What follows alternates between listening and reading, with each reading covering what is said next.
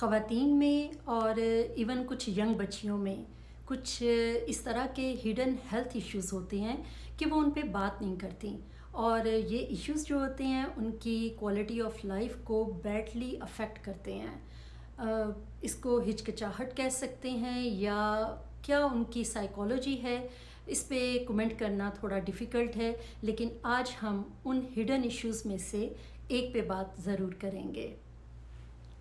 अस्सलाम वालेकुम, I am doctor Ayesha Farhat and I am working in ministry of health Saudi Arabia. हमारा आज का जो टॉपिक है वो है वजाइनल डिस्चार्ज। अगर अब तक आपने इस चैनल को सब्सक्राइब नहीं किया तो फ़ौरन कीजिए और अगर आपको ये वीडियो पसंद आए तो लाइक का बटन ज़रूर प्रेस कीजिएगा और अपनी राय को कमेंट में लिखना बिल्कुल नहीं भूलिएगा। बहुत सारी जनरल इन्फॉर्मेशन और सबसे इम्पॉर्टेंट जो टॉपिक है आज का वो है फंगल इन्फेक्शन। तो फंगल इन्फेक्शन के और बहुत सारे नाम हैं। फॉर एग्ज़ाम्पल अगर आप ये सुनेंगे कि ये यीस्ट इन्फेक्शन है तो ये भी फंगल इन्फेक्शन होगा।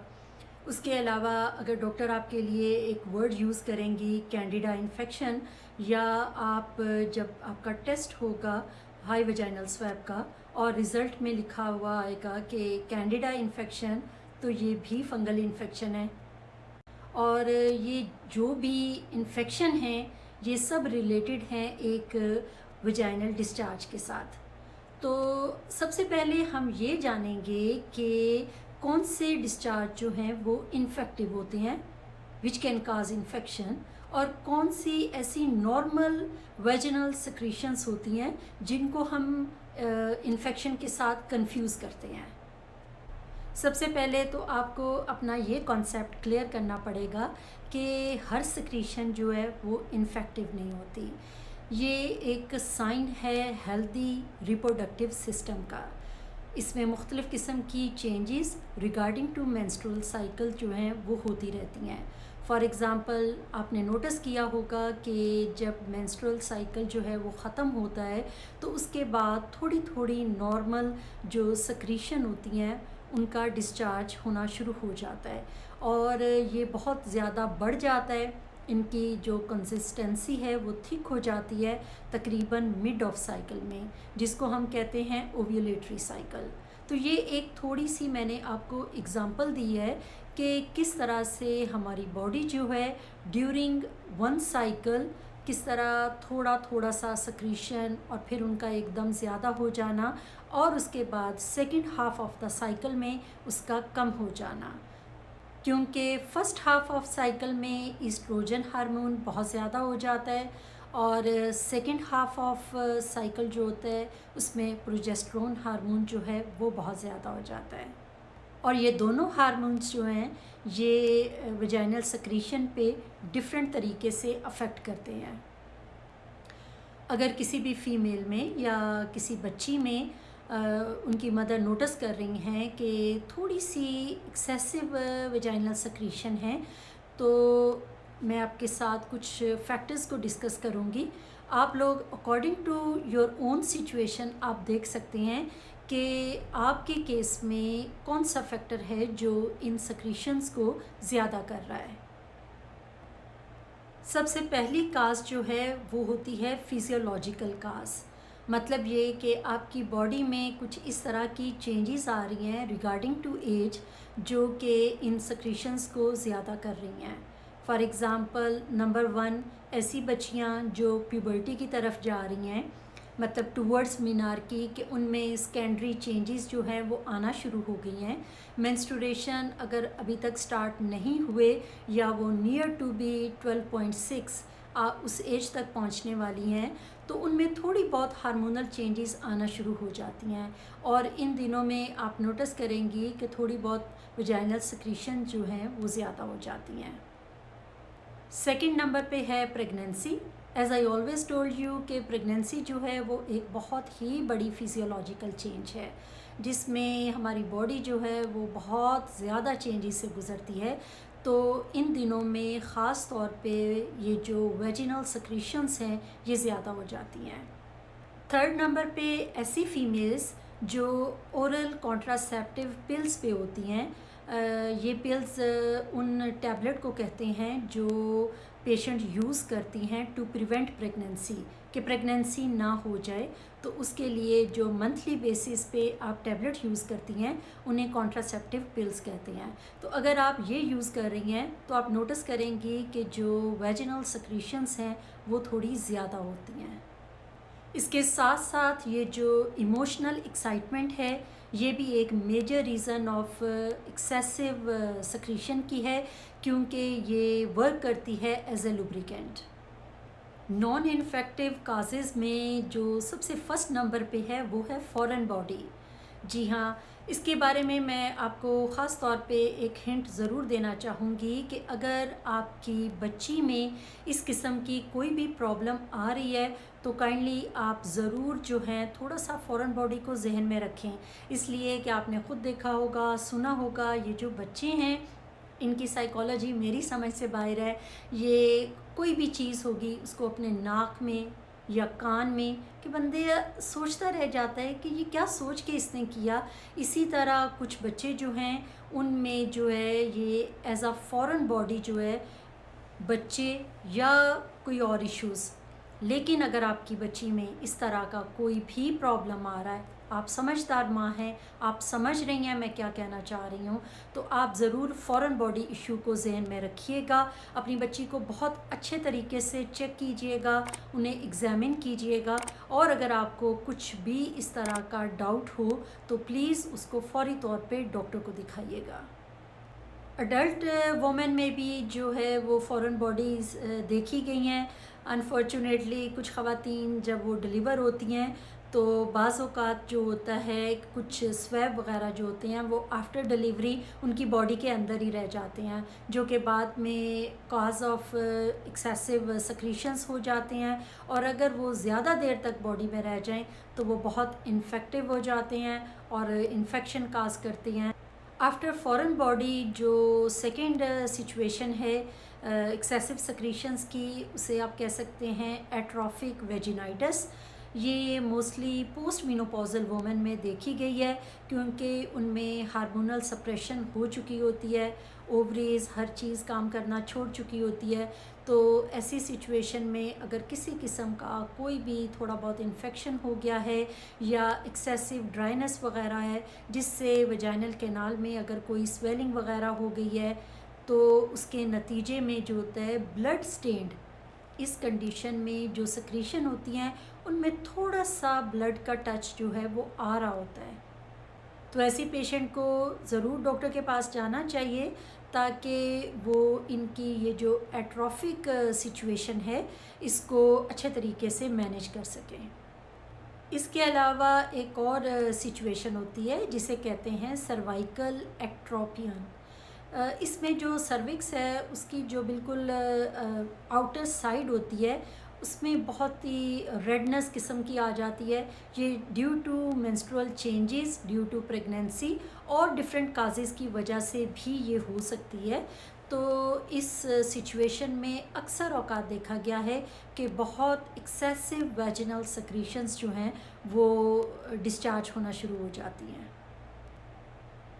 इसके अलावा अगर खुदा न खास्ता रिप्रोडक्टिव सिस्टम में किसी भी किस्म की कोई मेलिग्नेंसी डायग्नोज हो गई है या अगर अभी डायग्नोज नहीं हुई तो ये उसका भी एक साइन होता है। मेलिग्नेंसी का मतलब है कैंसर, वो इवन वजाइनल कैनाल का भी हो सकता है। उसके अलावा सर्विक्स का यंग औरतों में बहुत ज़्यादा कॉमन है, और ओवेरियन कैंसर ये ज़्यादातर ओल्ड औरतों में कॉमन होता है जो सीनियर सिटीज़न हैं, और यूट्रस का जो कैंसर है वो मिडल एज में ये भी पॉसिबल है। सो खुदा न खास्ता any kind of malignancy of the reproductive system एक बहुत ही इम्पॉर्टेंट काज है। इन सारी चीज़ों को जब आप नोटिस कर लेंगी तो काफ़ी हद तक आप अपनी सिचुएशन को ख़ुद ही रूल आउट कर लेंगी। उसके बाद क्या होगा कि नॉर्मल सेक्रीशन का जो चंद इम्पॉर्टेंट करैक्टरिस्टिक्स हैं वो भी आपको पता होनी चाहिए।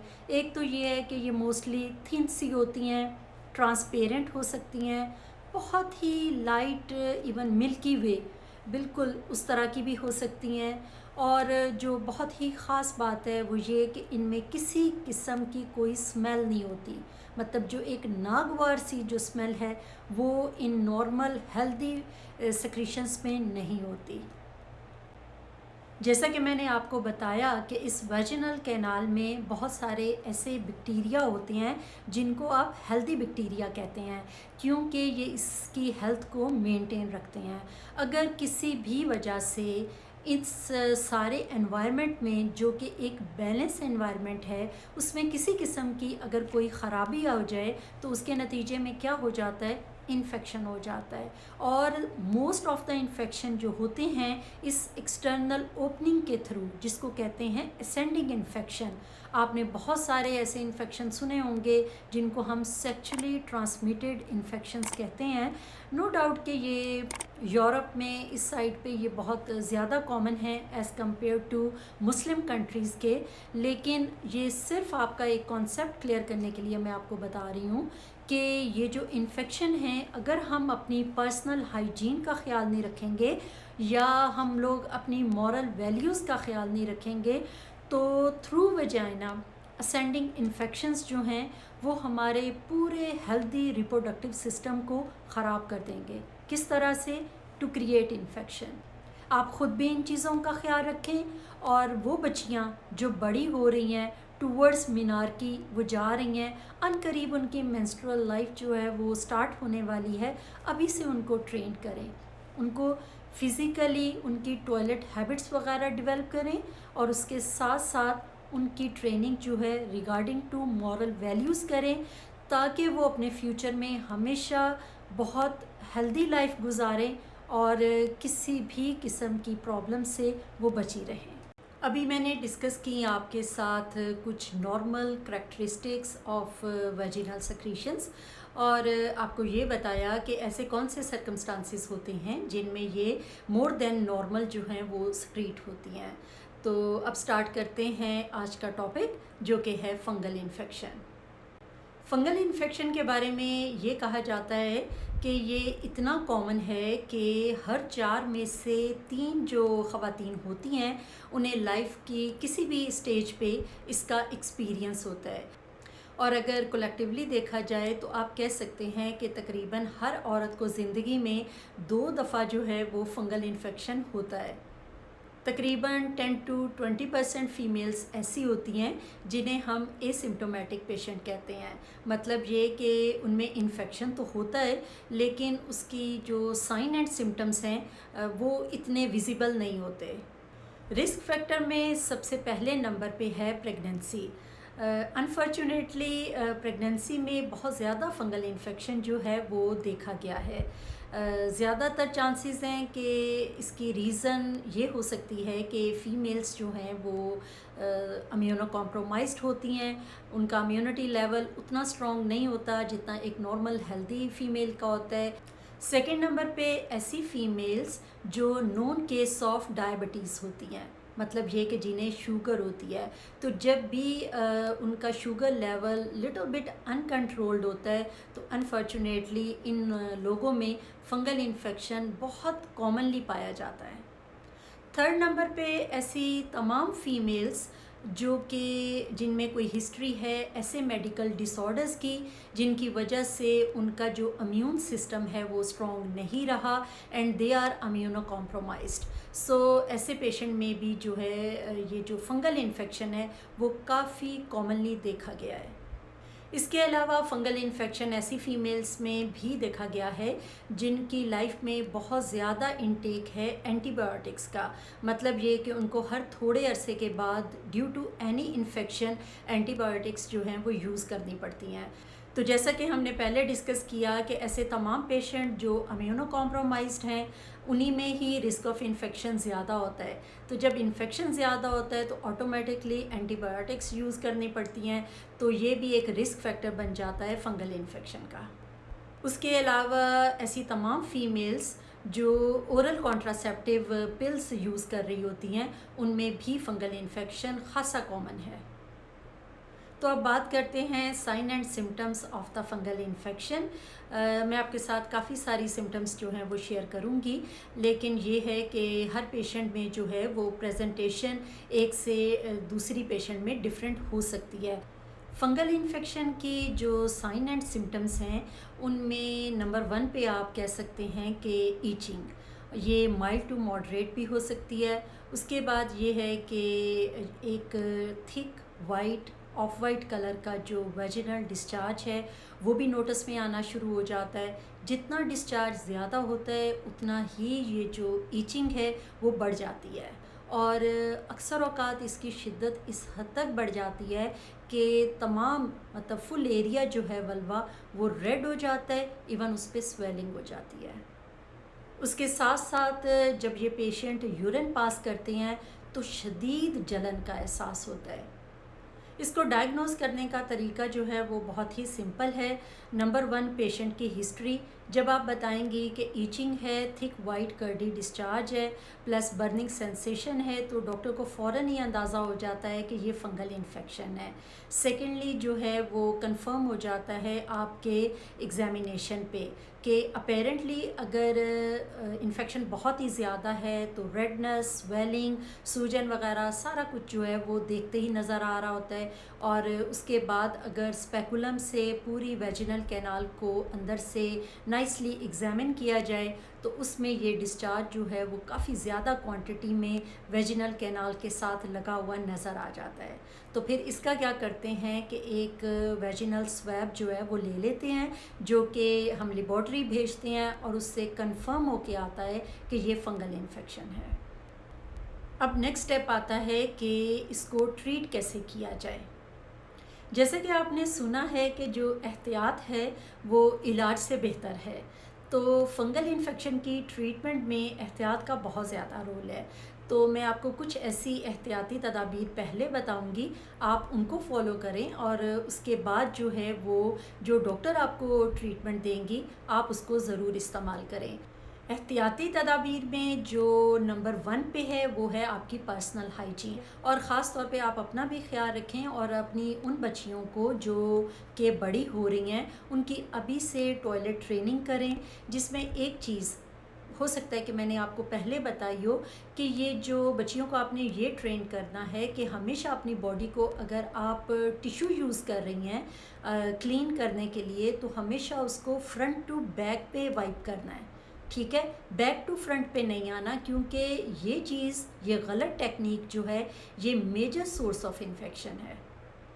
पर्सनल हाइजीन के बाद सेकंड नंबर पे आता है कि जो आप अंडरगारमेंट्स यूज़ करती हैं कोशिश करें कि वो कॉटन के हों और अच्छी क्वालिटी के हों। नंबर 3 पे ये जो tight jeans, skinny tight jeans का जो एक ट्रेंड है इसे इस्तेमाल ज़रूर करें, लेकिन इसको उतनी ही देर पहने जितनी देर पहनना इसको ज़रूरी है। इसके अलावा ये जो आजकल ट्रेंड आ गया है different kind of cosmetics product को यूज़ करने का खुशबू के लिए, इन चीज़ों में बहुत ज़्यादा केमिकल्स होते हैं, तो आप सब कोशिश करें कि इनका इस्तेमाल जो है वो कम से कम हो। अपने आप को क्लीन ज़रूर रखें, लेकिन सिंपल वे से रखें, क्योंकि आपको नहीं पता कि आपकी स्किन के लिए कौन सी प्रोडक्ट जो है वो नुकसानदेह है और वो कोई एलर्जिक रिएक्शन जो है वो आपको काज कर सकती है। फंगल इन्फेक्शन की ट्रीटमेंट के लिए एक वैरायटी ऑफ मेडिसिन जो है वो अवेलेबल है। फॉर एग्ज़ाम्पल के टैबलेट्स भी होती हैं, उसके अलावा वेजिनल सपोजिटरी जो कि बॉडी के अंदर रखने की ज़रूरत होती है, उसके अलावा क्रीम्स वो भी अवेलेबल होती हैं जो कि टॉपिकल यूज़ का मतलब होता है जो ऊपर बाहर की तरफ, मतलब जहाँ जहाँ रेडनेस है, स्वेलिंग है, कोई रैशेस वगैरह हैं तो ऊपर लगाने के लिए, और ज़्यादातर ये यूज़ करती हैं प्रेग्नेंट औरतें, ताकि जो थोड़ी स्केर्ड होती हैं कि कुछ और मेडिसिन्स जो हैं वो हमें ना इस्तेमाल करनी पड़े। अगर आप एहतियाती तदाबीर को इख्तियार नहीं करेंगी तो फिर आप जितनी भी मेडिसिन यूज़ कर लें ऑन एंड ऑफ आपको ये इन्फेक्शन जो है वो होता रहेगा, जिसमें सबसे ज़्यादा ख्याल जो है वो आपने इस चीज़ का रखना है कि जो आपके मतलब कपड़े हैं, चाहे वो अंडर गारमेंट्स या ट्राउज़र वगैरह, क्योंकि मोस्टली जब हम बाथरूम जाते हैं तो जल्दी से अपने आप को क्लीन करके बाहर निकल आते हैं, टिश्यू पेपर से अपने आप को प्रॉपर्ली ड्राई नहीं करते। तो आप अपनी इस टॉयलेट हैबिट को जो है वो ज़रूर, अगर आपकी नहीं है तो बना लें, अपने आप को ड्राई रखने की आदत डालें, क्योंकि फंगल इन्फेक्शन जो है इसकी ग्रोथ के लिए ये जो वेट एनवायरनमेंट है ये बहुत ज़रूरी है। तो जितना आप अपने आप को ड्राई रखेंगी उतना ही अपने आप को आप फंगल इन्फेक्शन से बचा सकती हैं। ऐसी पेशेंट जिनको साल में 4 दफ़ा फंगल इन्फेक्शन होता है, ये आ जाती हैं इस कैटेगरी में जिसे हम कहते हैं कॉम्प्लिकेटेड इन्फेक्शन, ठीक है। और इनमें से बहुत ज़्यादा, एज आई टोल्ड यू, कि अनकंट्रोल्ड डायबिटीज़ वाली पेशेंट या जो इम्यूनो कॉम्प्रोमाइज्ड होती हैं। तो आप सब लोगों के लिए मैं यही एडवाइस करूँगी कि जिस भी सिकनेस की वजह से आप इम्यूनो कॉम्प्रोमाइज्ड हैं और अगर आप डायबिटिक हैं तो काइंडली अपना शुगर कंट्रोल हमेशा बहुत अच्छा मेंटेन रखें। ये आपकी नॉर्मल हेल्थ के अलावा आपकी ये जो रिप्रोडक्टिव हेल्थ है इसके लिए बहुत ज़्यादा इम्पॉर्टेंट है। जो complicated cases of fungal infection होते हैं, अक्सर इनकी जो ट्रीटमेंट ड्यूरेशन है वो भी काफ़ी प्रोलॉन्ग होता है और इनकी जो मैनेजमेंट है वो भी पेशेंट टू पेशेंट जो है वो डिफरेंट होती है। तो उसके लिए मैं सिर्फ आपको ये एडवाइस करूँगी कि अपनी डॉक्टर की इंस्ट्रक्शंस को फॉलो करें। ये था हमारा आज का टॉपिक। उम्मीद है कि ये वीडियो भी आपको पसंद आएगी और आप ज़रूर इससे कुछ ना कुछ सीखेंगे। अगर अब तक आपने इस चैनल को सब्सक्राइब नहीं किया तो ज़रूर करें और बेल आइकॉन को प्रेस करें ताकि मेरी हर आने वाली जो नई वीडियो है वो आपको मिल सके। तो इंशाल्लाह मिलते हैं एक दूसरी वीडियो में, तब तक के लिए इजाज़त दीजिए। खुदा हाफिज़।